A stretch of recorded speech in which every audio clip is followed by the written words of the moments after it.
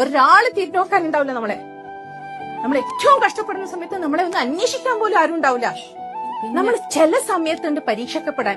എല്ലാ ഭാഗത്തുനിന്നും നമ്മൾ ചിലപ്പോ ഒറ്റപ്പെട്ട പോലെ ഇപ്പോ വേദനിക്കപ്പെടും. പല നാശനഷ്ടങ്ങൾ ഉണ്ടാവും. ഈവൻ വീട്ടിലുള്ള മെഷീനറീസ് പോലും ഒന്നൊന്നായിട്ട് വെടുക്കായിക്കൊണ്ടിരിക്കും.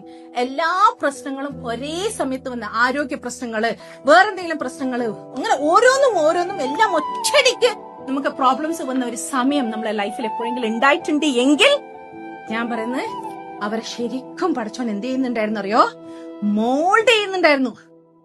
ശരിക്കും മോൾഡ് ചെയ്യുന്നുണ്ടായിരുന്നു. കാരണം ആ മനസ്സ്, ആ ഇന്നസെൻസ്, ആ അവസ്ഥയില് നിങ്ങൾ ഇങ്ങനെ ജീവിച്ചാൽ ശരിയാവില്ല.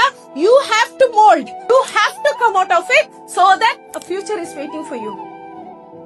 R you all with me?